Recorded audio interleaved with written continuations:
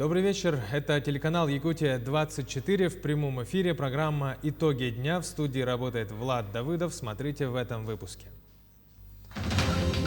Борьба с лесными пожарами. Какова ситуация в районах республики? Какие силы и средства привлечены? Чего удалось добиться Айсену Николаеву на встрече с министром природы страны? Детский омбудсмен России в Якутии, уполномоченная по правам ребенка при президенте страны, посетила Усть-Алданский район. Какие вопросы обсуждены, рассмотрены. Новые методики в хирургии в Якутске. С рабочим визитом находится доктор медицинских наук, известный хирург-онколог из Москвы Владимир Лядов. Идут мастер-классы. С 1 сентября в обновленное здание в Чульмане Нерюнгринского района организован ремонт в школе номер 7. На какой стадии сейчас идут работы? Шанс на бронзу. Якутянин Аял Лазарев продолжает борьбу на Олимпиаде в Токио.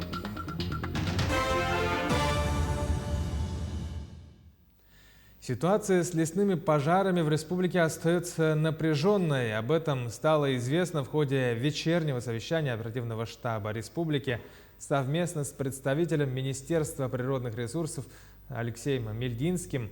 Усугубилась ситуация в населенных пунктах Ударник Тампонского и Кылаи Усть-Алданского районов. На данные участки, по словам первого зампреда Якутии Дмитрия Садовникова, будут переброшены дополнительные силы. Количество пожаров также остается.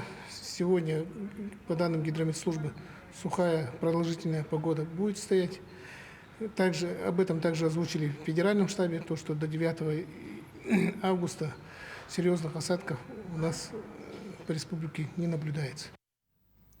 Военнослужащие прибыли в Горный Улус на тушение лесных пожаров. Напомним, дополнительные силы доставили в республику по поручению министра обороны России генерала армии Сергея Шойгу. Сейчас положение в Атамайском наследии Улуса стабильно тяжелое. С двух сторон 4-й пожар со стороны Улуса и 58-й пожар со стороны Кобяйского Улуса. Они в подступах к селу Бяскёль. Также накануне был шквалистый ветер, поэтому большое развитие получил верховой пожар. Об этом сказал первый заместитель председателя Госкомобеспечения Якутии Иннокентий Андросов. Сегодня у нас на подмогу от Министерства обороны прибыло, солдаты прибыли, мы их нормально встретили. Но они тоже вступили в очень хороший контакт. Мы сегодня обсудили планы работы и будем уже с сегодняшнего дня начать работу.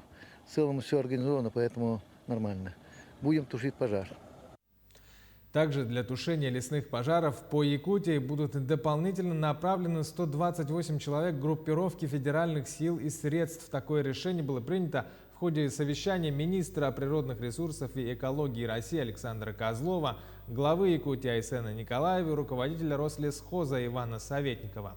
На этой встрече также обсудили подходы к новой методике по борьбе с лесными пожарами.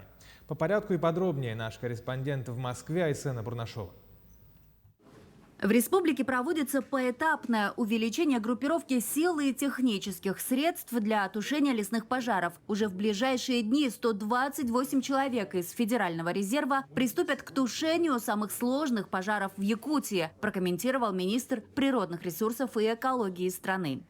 Он дал поручение усилить группировку федеральных лесопожарных на территории республики, и в ближайшие дни уже будут дополнительные силы перебазированы с северо-запада страны, Западной Сибири, для того, чтобы более оперативнее, более эффективнее тушить пожары.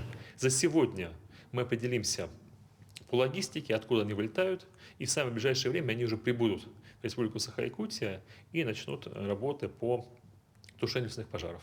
Всего же на тушение лесных пожаров в Якутии задействовано более 300 единиц техники и около 2500 человек. Это и федеральные лесопожарные, и огнеборцы из республики и других регионов страны. За прошедшие сутки авиации выполнено 7 вылетов. На очаги возгораний сброшено 78 тонн воды. В Алекминском районе работает самолет-зондировщик Ан-26 «Циклон» с подвесным оборудованием «Веер». Кстати, работы по искусственному вызыванию осадков в республике также будут продолжены. Министр дал поручение продолжить работы по вызыванию осадков. Они себя хорошо зарекомендовали. Действительно, там, где работает авиация, есть ресурсная облачность. Это сильно помогает наземным силам и средствам. Сейчас уже завершаем переброску финансовых средств, чтобы наш борт по вызыванию осадков работал в высоконужном август, сентябрь и тот период, который необходим.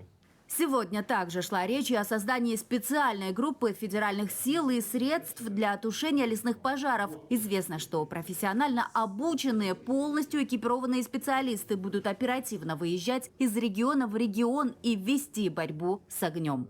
Айсена Барнашова, Виктор Олесов, Москва. В Мирном прошло совещание КЧС по пожарам. По словам заместителя главы района Дмитрия Ситнянского, оперштаб разослал всем работодателям рекомендательное письмо по послаблениям из-за сильной задымленности. Напомним, во вторник с рабочим визитом в Мирном побывал Айсен Николаев, где порекомендовал сократить рабочее время и усилить работу учреждений здравоохранения. Действуют 3 лесных пожара. У нас состоялась КЧС при администрации Мирнинского района. Угрозы населенным пунктам и объектам экономики пока не зафиксировано, но просматриваются вероятные угрозы, поэтому комиссия рассмотрела все превентивные мероприятия по Светлинской ГЭС, по Каскаду Велических ГЭС и в отношении населенных пунктов. В отношении села Сельдукар явные угрозы отсутствуют. По превентивным мероприятиям заканчиваются защитные мероприятия вблизи села. Это минерализованная полоса полностью в круговую с встречным отжигом. Угрозы населенным пунктам и объектам экономики на территории Мирнинского района на данный момент не фиксируются. Добавим, что по предложению Айсена Николаева в Мирнинском районе организовали оперативный штаб. Руководителем этого оперштаба по тушению лесных пожаров в Мирнинском районе координации сил и средств назначен Николай Дадохов, замминистра экологии Якутии. Он прибыл в район минувшим вечером и сегодня уже работает на месте. В первой половине дня Дадохов провел совещание КЧС района, где были обсуждены вопросы по координации сил и средств по тушению лесных пожаров. В Мирнинском лесничестве провел совещание, в котором приняли решение по пожарам, которые сейчас имеются в Мирнинском районе. Но сейчас в основном имеется 4 лесных пожара, которых нужно тушить. И пожар подходил к Светлинской ГРЭС. Мы сегодня решили с администрацией поселка Светлинск и руководством там ГРЭС там сделать окантовку этого пожара, собрать добровольцев с местного населения. Там находятся авиационные пожарные службы с Читинской области и Бурятии по 7 человек. Если там все локализует и будем контролировать, то этих авиационных пожарной службы хотим вывести на Тас-Юрякский пожар номер 44, который пока еще не очень большой, но его надо тоже локализовать. Переходим к другим темам. Уполномоченная при президенте России по правам ребенка Анна Кузнецова посетила Усть-Алданский улус. В ходе рабочей встречи омбудсмен ознакомилась с системой образования района, осмотрела строящиеся объекты Мирюнской средней школы номер 2, детского сада Кескиль в Барагонцах. Кузнецова посетила также Мындабинскую среднюю школу, провела осмотр зданий интерната и спортивного зала в Мындабе, и там встретилась с спецсоставом учреждения. Безусловно, вопросы защиты детей общего плана – это то, что сегодня привело меня сюда. Мы обсудили вместе с главой республики темы, которые волнуют жителей региона. Это школы, это доступность образования для детей с особенностями развития, вопросы доступности медицины, социальной поддержки, территории большие. Я сегодня была в одном из районов. Мы летели туда достаточно долго, потом перемещались по территориям. Только на территории одного улуса строится 7 объектов сейчас. И некоторые объекты чуть по отдалению еще. Конечно, видно, что работа ведется. Но в том учреждении, в котором я была, конечно, зрелище достаточно тревожное, потому что скоро, 1 сентября, туда приедут ребятишки. Нужно, чтобы как можно скорее были отремонтированы помещения, в которых они должны находиться. Далее омбудсмен вместе с главой региона Айсеном Николаевым провела рабочую встречу и совещание. Анна Кузнецова проинформировала об итогах посещения объектов образования в Усть-Алданском районе. Она также отметила, что в республике доля детского населения составляет 27%, тогда как в среднем по стране это 21%. Анна Кузнецова обратила внимание на то, что удачный опыт республики в социальной сфере необходимо тиражировать и на другие регионы страны. В свою очередь, глава Якутии Айсен Николаев добавил, что в последние годы республика достигла немалых успехов, и лучшее доказательство тому, что за последние годы в Якутии увеличилось количество многодетных семей. Для республики Саха-Якутия, которая традиционно отличается высокой рождаемостью, большим количеством детского населения в общей структуре населения, конечно, вот вопросы защиты прав детей, они далеко не праздные. Мы всегда ставим во главу угла как раз развитие образования, развитие социальной защиты детей. Очень много делается. Вместе с тем, конечно, проблем у нас в республике хватает. И вот как раз мы с Анной Юрьевной обсудили и вопросы ремонта капитального в наших труднодоступных территориях, да и не только труднодоступных, но и вообще в целом по республике. Свыше 200 школ мы сейчас подали на программу капитального ремонта, которая объявлена нашим президентом Владимиром Владимировичем Путиным. Есть вопросы, безусловно, связанные с защитой прав детей-сирот. И тоже здесь вопросы увеличения федерального софинансирования, строительства жилья, они тоже очень сегодня остро стоят не только для Якутии, но и для всех других субъектов. И мы очень рады, что Анна Юрьевна здесь нас тоже поддерживает. Также детский омбудсмен провела встречу с представителями Лиги отцов Якутии. На встрече поднимались вопросы безопасности детей в интернате, доступности детских площадок, развития массового спорта, а также переименование Комитета Государственной Думы по вопросам семьи, женщин и детей в Комитет по вопросам семьи и детства. Анна Кузнецова отметила весомый вклад в социальное развитие региона, который вносит Лига отцов в Якутии. Сюда надо вкладывать, здесь нужно помогать, но это еще и ответственность. И, конечно, ответственность – это тоже миссия отца. И я очень рада, что ответственные отцы тоже одни из первых объединились именно в Якутии. Здесь еще много лет назад создалась Лига отцов. Только в 2018 году создан был Совет отцов при уполномоченном по правам ребенка. С 1 сентября дети поселка Чульман Нерюнгринского района пойдут на занятия в обновленную школу номер 7. В здании и на территории идет большой ремонт. Сюжет Екатерины Павловой. На дорожном полотне к школе номер 7 поселка Чульман протяженностью 370 метров и шириной 4 метра уложен сплошной асфальт. От улицы Транспортной до школы теперь есть комфортная дорога, по которой удобно идти пешком и ехать на школьном автобусе. По поручению главы республики Айсена Сергеевича в апреле месяце мы получили задание о том, чтобы от улицы Транспортной до средней образовательной школы номер 7 мы сделали дорогу. Сегодня компания «Дорожник» выполнила работы.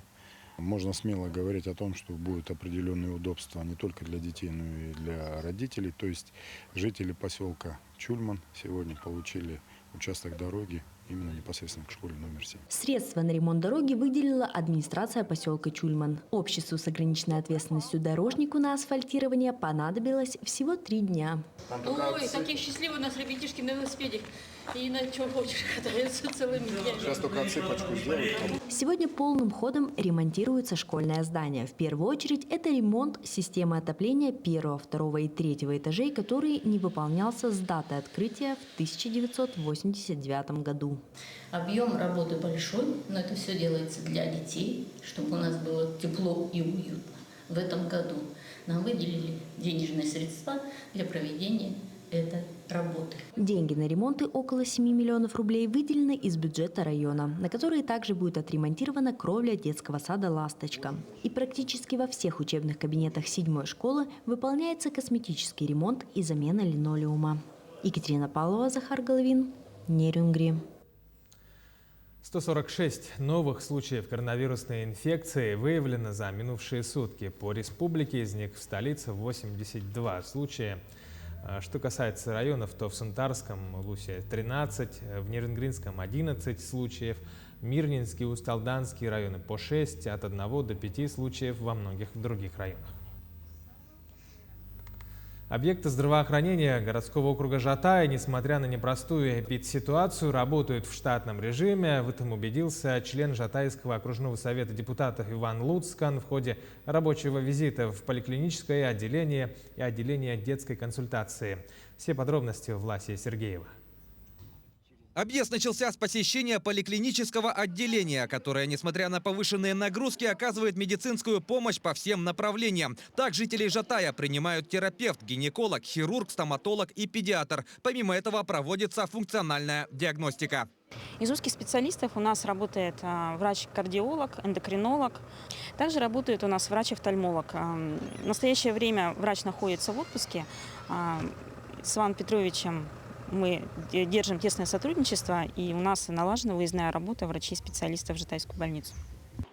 Следующим пунктом объезда стала детская консультация. Стоит отметить, что Иван Луцкан, будучи управляющим Жатайской больницей, внес весомую лепту в строительство этого модульного здания. Мне очень нравится. Мне нравится, что врачи у нас очень отзывчивые, внимательные. Мне нравится, что не надо далеко ехать никуда, что поликлиника в поселке находится детская. Еще побольше специалистов, и было бы вообще замечательно. Улучшению ситуации со специалистами способствует программа «Земский доктор», которая финансирует врачей, трудоустроившихся в местную больницу суммой 2 миллиона рублей. Что касается обновления техники, то больница Жатая претендует на включение в программу медцентра по оснащению оборудованием. Я надеюсь, что все получится со стороны депутатского корпуса. Безусловно, мы будем принимать все меры содействия для того, чтобы Жатайская больница попала в эту программу с теми заявками, которые были медицинским центром города Якутска, составной частью которого является Жатайская больница, все были исполнены. Следующим важным шагом в развитии здравоохранения поселка и инфраструктуры в целом может стать строительство новой больницы. Для этого Жатай уже имеет готовый проект и выделенный земельный участок в черте городского округа. Власий Сергеев, Павел Пахомов, Жатай. В Якутске с рабочим визитом находится доктор медицинских наук, известный хирург-онколог из Москвы Владимир Лядов. В онкодиспансере столицы он проводит обучающие мастер-классы, а также операции пациентов с использованием новых методик хирургического вмешательства, рассказывает Полина Долинская.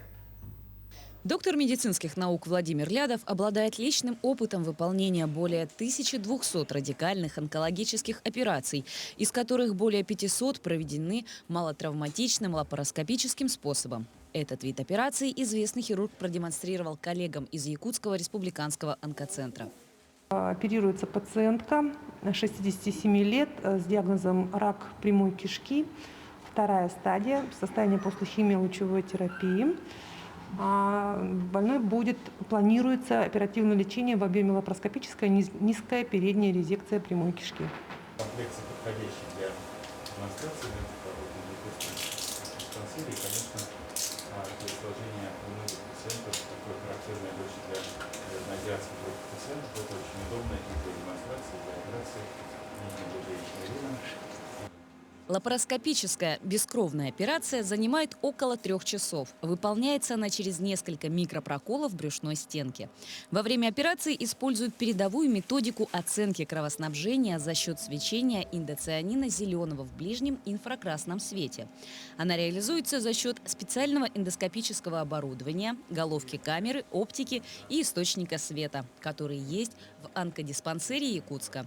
Такой вид операции является малотравматичным.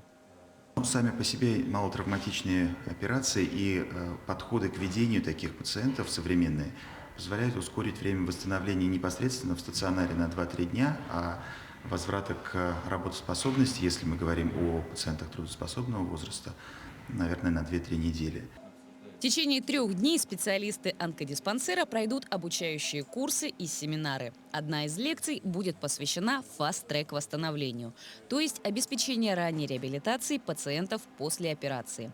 Но восстановление – это только один из этапов к выздоровлению. Как сказал Владимир Лядов, главная их, врачей-хирургов, задача – это вылечить и продлить жизнь своих пациентов.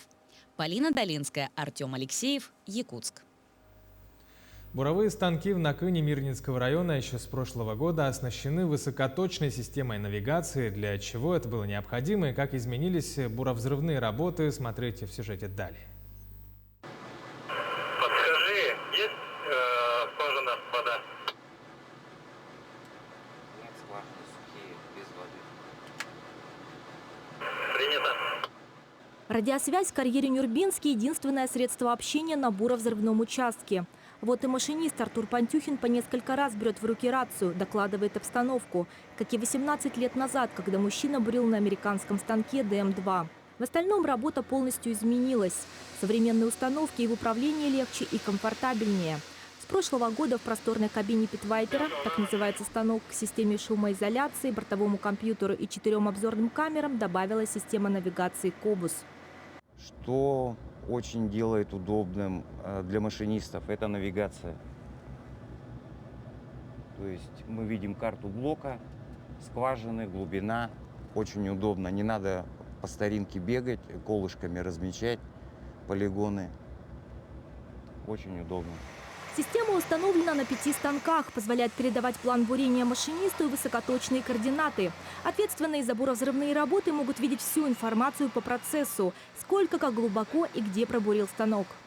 Бурение скважины проходит, как и 20 лет назад, но благодаря автоматизации этого процесса контролировать его могут не только диспетчеры, находящиеся за несколько метров отсюда, но даже начальник участка в другом городе. Николай Иванов, горный мастер участка буровзрывных работ, находится не в другом городе, в Накыне. Из кабинета видит все передвижения установок и рабочий процесс в реальном времени, а также определяет участки работ, места закладки компонентов взрывчатки, контролирует рабочий процесс и может спрогнозировать детонацию. В плане удобства горным мастерам колоссальные. То есть раньше мы все это проектировали в автокаде. Это через маршрут дров выставляли линию бурения, ключевые скважины, и по ним мы расставляли вручную колышки, камушки. А тут уже мы можем запроектировать, утвердить этот проект и сразу скинуть на базу данных Кобуса. Оттуда сразу через 5 минут может уже на станок начать бурить. Время утверждения проекта бурения сократилось примерно в 6 раз, с получаса до 5 минут. Повысилась скорость и качество. А мировой опыт показал, автоматизация буровзрывных работ снижает в среднем на 15% финансовые затраты и улучшает показатели по добыче горной массы. Мария Флоренция, Кирилл Шолохов, телеканал «Алмазный край». Национальная библиотека республики призывает якутян поддержать город Алдан в присвоении звания «Город трудовой доблести». В годы Великой Отечественной войны и в последующем восстановлении страны Алданом был внесен огромный вклад. Например, горняки Алдана принесли в фонд обороны страны 15 тонн золота. Также из 14 тысяч жителей района ушло на фронт 11 740 алданцев и не вернулись 4530 человек. 7 алданцев – герои Советского Союза, тогда как всего по Якутии 24 героя. Голосование идет на сайте трудовойалдан.ру и продлится до 15 августа. Нажмите на главной странице сайта кнопку «Поддержим», зарегистрируйтесь и нажмите «Поддержать», призывает Национальная библиотека республики. В Ленске прохладная родниковая вода теперь струится из имитированного колодца. Дно русла ручья аккуратно выложили камнями, облагороженная территория возле источника чистой воды. Помимо благоустройства родника, меценаты построили зону отдыха. Под навесом установили длинный стол и лавки на 40 человек. Также создали зону барбекю. А вся территория выложена скальником. Возле родника установлен крест Яшкар. Не случайно он привезен из Армении. Такую благотворительную акцию и жест организовали братья Сачан в память о своих покойных родителях. Вот два брата, Мисак и Ваге, строили память родителям их. Вот, чисто порядка, чтобы люди подошли аккуратно, набрали воду. Конечно, это все делается для ленчанов, чтобы аккуратно все пришли, набрали воду, сидели, отдыхали. Все это делается для ленчанов. Должен понять, чтобы не надо мусорить, чтобы все было прекрасно.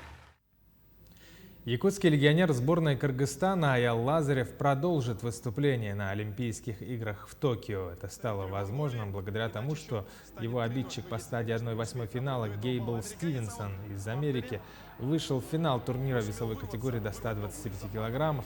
Американец на стадии полуфинала со счетом 5-0 победил Мунктура из Монголии. Таким образом, Лазарев в завтрашней программе выступит в утешительных схватках. Его соперником будет действующий победитель Олимпиады в Рио, представитель Турции Таха Гюль. Схватка завтра в 11:00 по якутскому времени. Победитель этой встречи оспорит бронзовую медаль Олимпиады в Токио. Таковы итоги дня сегодня. Смотрите телеканал Якутия 24. Оставайтесь с нами, будьте всегда в курсе.